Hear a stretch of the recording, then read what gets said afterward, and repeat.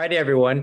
Good to Thank see each you. and every one of you. Thanks for making time. I can, of course, talk on and on, but I'm not sure that that is most conducive. I think it's also very helpful is also to hear about some of the things that you think are most important um, for us as a state at the state level to help ensure that we are providing opportunities for our localities and for our cities to be successful in the work that you do day in and day out, not only on the LAC and the chamber hat, but also just in your personal capacities as well.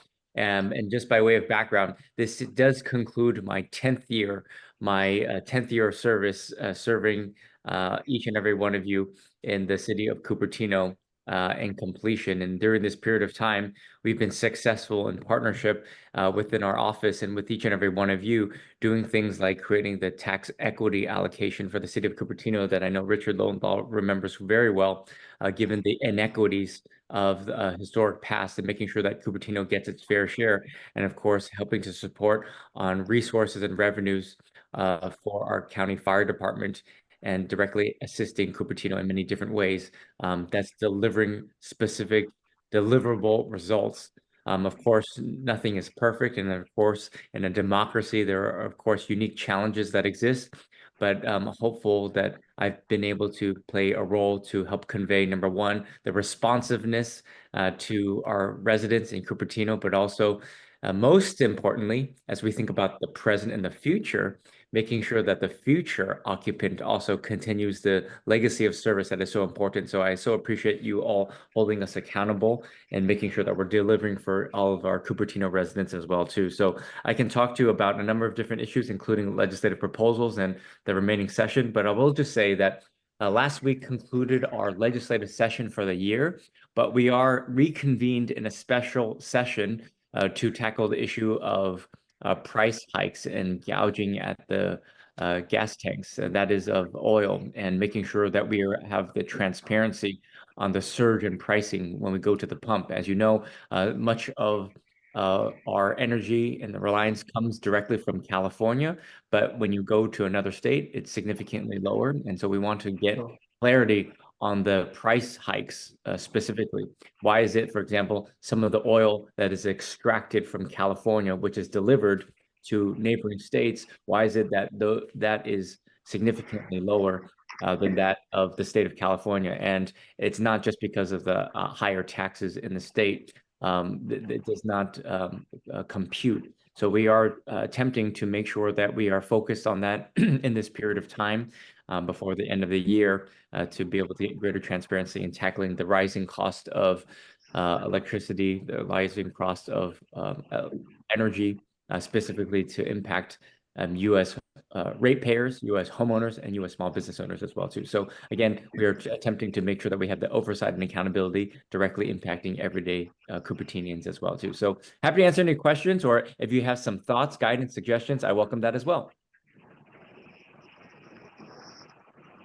Deb, since Assemblymember Lowe does have a hard stop soon, we thought that we would kind of prioritize and have folks answer ask him any questions that may be on their minds right now.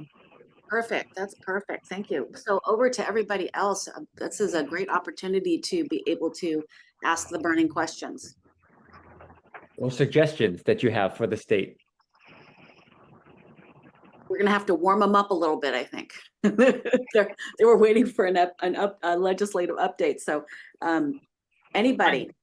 So Evan, I was at a tech conference yesterday, and the tech bill, from Scott Wiener was discussed and disgusting and largely opposed by both big and small tech people. So I'm curious, but actually very little discussion about what it actually did. So I'm curious, what does it really do? What do you think about it? Did you support it?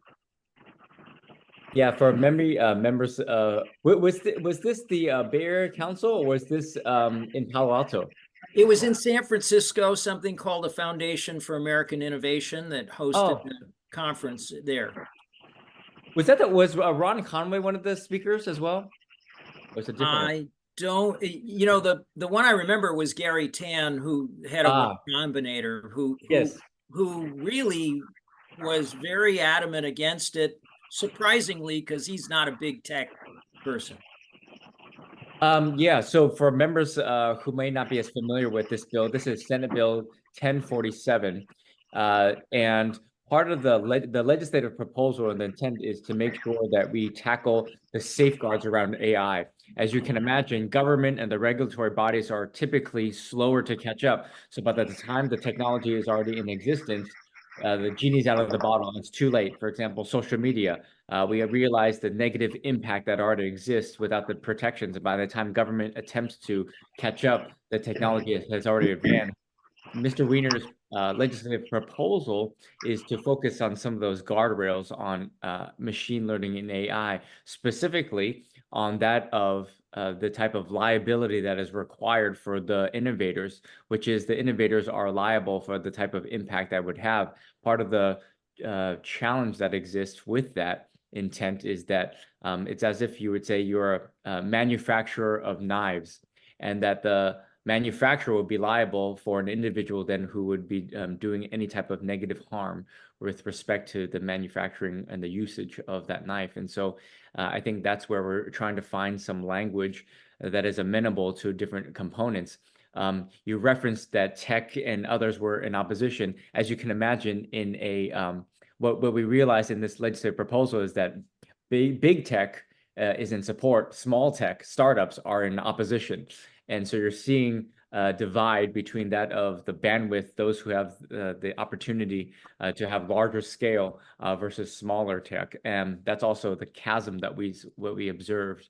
Your question also was, what was my vote? I was one of the few legislators who voted no against this bill. In fact, the only Bay Area legislator to vote against this because it was, in my mind, a bit premature. But part of the commitment that I've also made is that we need to also have a response, which is to say that to the author and the legislative intent, understanding the intent to create safeguards, this is not the perfect solution, but we need to then come up with what the alternative is versus just simply saying no. What does that look like? And that then requires individuals like Mr. Tan, as you referenced, and others to talk about what they see in terms of being technologists themselves on what are some of the baseline foundational key components of safeguards, whereas the bill proposal, as was interpreted by those in the technology space, would be viewed as inhibiting their opportunity to innovate. So we need to have some basic foundational safeguards. Thank you.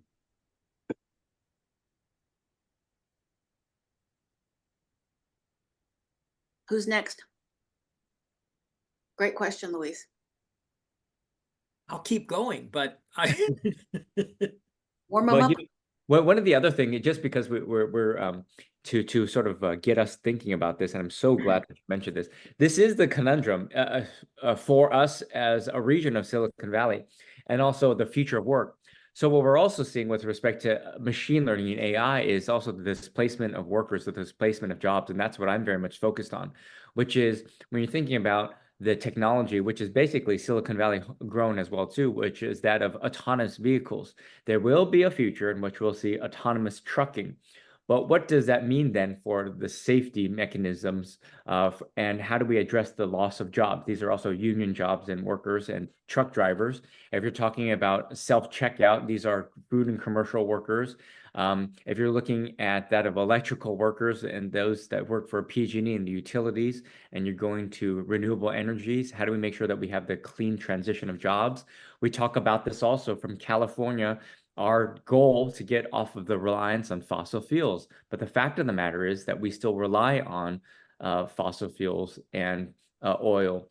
And these are also union jobs. So when we're talking about the transition, how do we make sure that this is a just transition and that reskilling, retooling? That's why we're partnering also with our community college. And of course, as we know, Foothill De Anza is a great opportunity to get those career technical skills for the reskilling and retraining specifically in these areas that might not be your traditional tech jobs. But we need to make sure that when we're talking about the transition, it brings up all the alike as well too. So I think that's a very key component that I've also been focused on. Evan, the autonomous cars have been really popular up in San Francisco, but really haven't made their way as much down to the South Bay, like is it Waymo or whatever, the Jaguar cars. Do you see more of that hitting with Tesla and stuff down in the South Bay, or are they waiting on future legislation for that? Yeah, and then Ryan, thanks for the question. This is a space that I also embarked on, which is democracy sometimes can be very messy, and various agencies. You know, do you go to the federal? Do you go to the state? Do you go to a separate board, an entity, and the approval process and the permitting? And frankly, that's why the chambers of commerce are so important, to help network and find the way for a small business owner to navigate the permitting process and the red tape. So in answering your question, part of the challenge exists is that these autonomous vehicles are regulated what we call the Public Utility Commission, a statewide entity, versus that of localities. Just like taxi cabs are regulated at the local level, not at a statewide level. Uber, Lyft are regulated at the statewide level, not by cities. And so we need to find some of the parity that exists. What we're seeing, though, is that in San Francisco, there is a pilot that has been allowed for these autonomous cars on more on the passenger, not necessarily on the commercial and the fleets. And so we're trying to grapple around what that looks like on the regulatory framework for fleets and the heavy trucking on our roads, and also the impact accordingly. What is important, though, is that if we get too bogged down, in my mind, if we get too bogged down, and this is where we have to thread the needle a bit, as you can imagine, Texas and Arizona, they are frankly rolling out the red carpet for these technologies to be deployed accordingly. Of course, in California, we believe in the consumer and public safety protections, but we should also help expedite and identify opportunities to help unleash these technologies here in California versus allowing other states to unveil these technologies as well too. So it is a balance in us trying to figure out how to deploy them while also making sure that you get the bugs out. As you probably have seen, Ryan, in San Francisco, there have been many circumstances in which individuals, consumers have gotten hurt, and or there's a gridlock on our streets and roads. And so that's where there needs to be some pause. Cruise, for example, is a company that lost their permit because of their ineffectiveness and ability to do exactly that, demonstrate the public effectiveness and efficacy. Whereas Waymo under Google has received the green light, and so that is a reality that we're dealing with in real time. But I do anticipate us seeing it down here in the South Bay in a relatively short order. Thank you. May I ask you a question? Hi, Yeah, Catherine. this is Catherine. How about the insurance commissioner and the insurance company want to propose the rate hike? Is already 18 months later, still nothing. Did you see anything coming up? Otherwise, customer are complaining. Yeah, is your question, Catherine, more along the lines of will we see the insurance companies coming back? Is that your question? Yeah. Yeah. Again, for those maybe not as for provide some context, given the current landscape of California and the unfortunate reality of regular climate crisis that exists with respect to wildfires and water alike, insurance companies have left because they no longer find it financially viable for them to insure homeowners and our policyholders in the state. And so they've all left. Part of the problem has been that California has not allowed the insurance companies to increase the rates vis-a-vis the insurance commissioner. The state of California has one individual, an duly elected statewide insurance commissioner to approve rate increases. Over the past decade plus, the insurance commissioner has not allowed for the insurance companies to increase their rates, thereby making these insurance companies insolvent in the opportunity to cover ratepayers in California, and understanding that these are high-risk areas on a regular basis now. Without an increase in rates, individuals cannot get insured.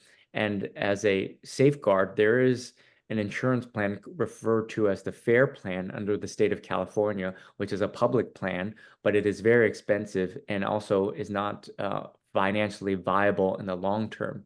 And so we've urged the insurance commissioner to look at opportunities in partnership to increase rates. As you can imagine, though, Catherine, no government official wants to increase rates during their tenure. But the fact of the matter, and by the way, it is all of the ratepayers and policyholders that will bear the burden on those in higher risk areas. Of course, those in higher risk areas will have to pay more, but we all, of course, the everyday ratepayer has to increase in paying that. So we are seeing this in real time to encourage these insurance companies to come back so that individuals can be insured, while also making sure that there are the type of protections that exist in case individuals are in high risk areas, how to make sure that they're focused on some of the basic fundamentals on hardening themselves and ensuring that they're doing what they can themselves and making sure that they mitigate the type of negative impact accordingly.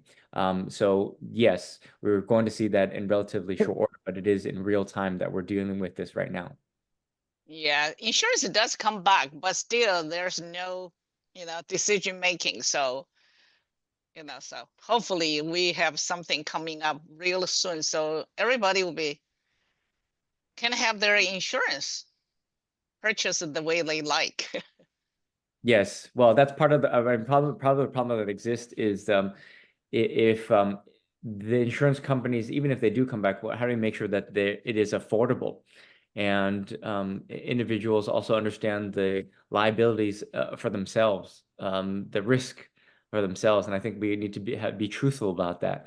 And we think, for example, in other places in the state of California, like Paradise, which was completely burnt down, we project, in fact, Cal Fire projects that in locations similar to Paradise in Northern California, every 20 years will at a minimum, if you look at historical trends, will have the type of impact repeating itself time and time again without any type of mitigation efforts from the state. So ultimately, we are paying the price as everyday individuals, even in more urban areas like we live here. But as you know, even in places within the city limits of Cupertino, there are many areas to which there is I risk. lived.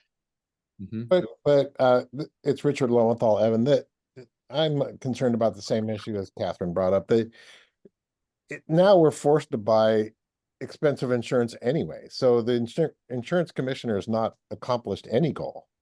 He's forced us into outrageously expensive CalFare plan. So the commissioner is not doing his job of controlling our prices or allowing insurance companies to operate here. I'm not.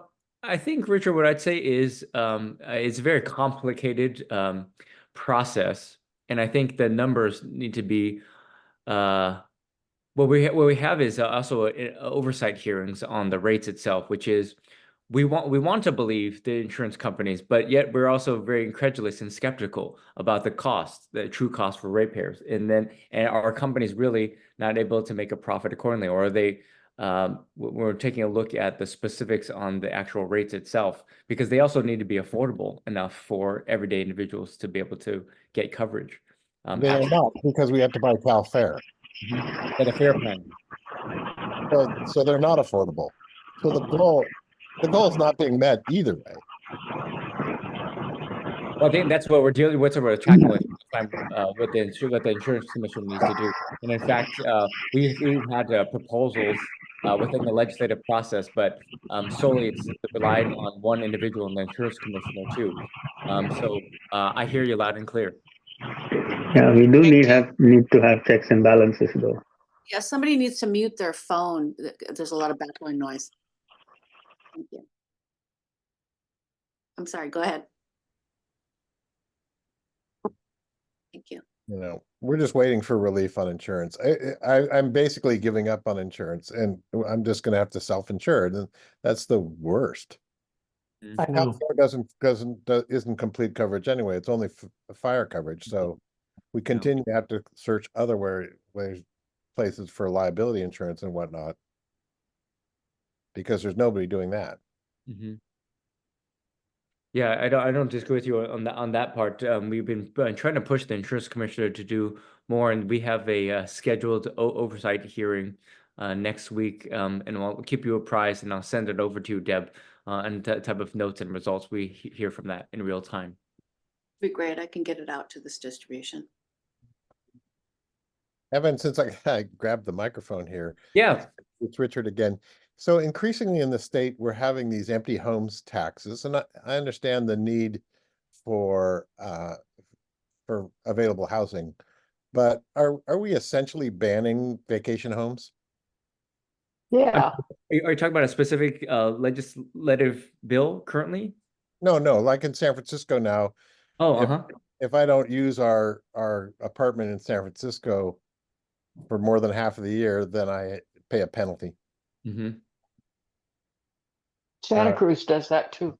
And it's a proposed now for the Lake Tahoe region. So are we just, has the state decided we're just not going to allow vacation homes? Well, that sounds like it's a local issue, right? Like you're talking about different jurisdictions proposing these local measures. Is that right? That's what's happening. They're not using sort of fair tax voting mechanisms. But yeah, it's local, but of course it affects all of us. For example, the one in San Francisco, we have an apartment building in San Francisco. We keep one unit for ourselves. We are now being penalized for having that unit. I don't get to vote in San Francisco, so I'm disenfranchised on voting on this issue, and the issue affects me. Yeah, I actually don't disagree with you, Richard. I'm actually in agreement with you. What is what I'm processing and thinking about is what is the legislative proposal? What is the intent of the policy proposal? Policy proposal is to help make sure that we're getting more individuals in their homes and making it and putting disincentivizing individuals from having vacant space without putting individuals in their homes.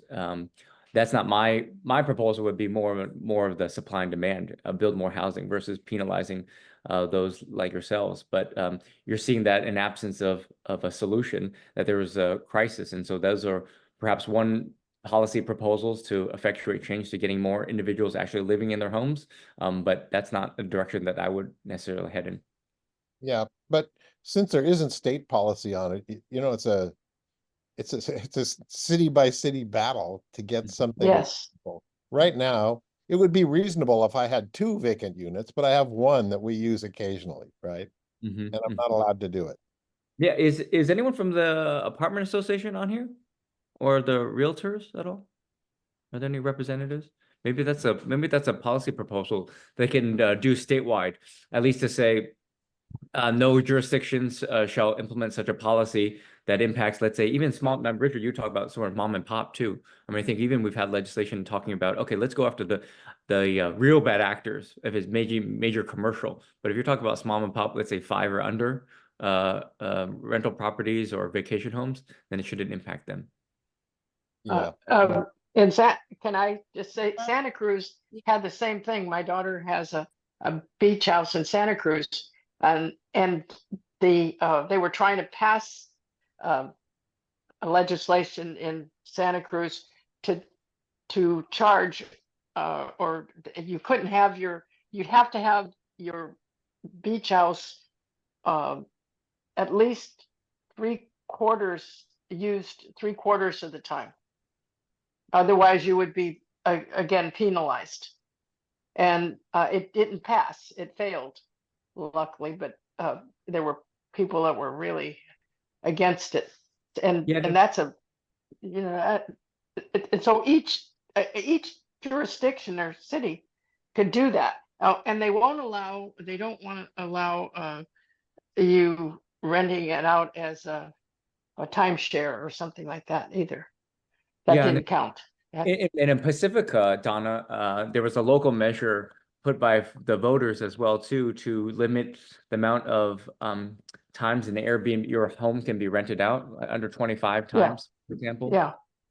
So they're to try to find I think that proposal was trying to find the common ground on allowing for the small mom and pop versus going after the big commercial conglomerates. Uh-huh.